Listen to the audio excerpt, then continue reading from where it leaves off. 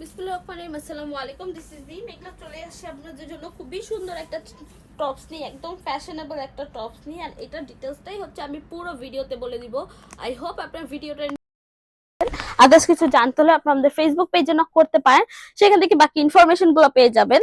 তো যাই হোক, যেহেতু শর্ট একটা ভিডিও, ডিরেক্টলি আমি টপসের গলার পোর্শন থেকে যদি স্টার্ট করি, এটা হচ্ছে ব্যাক পোর্শনের গলার পোর্শনটা।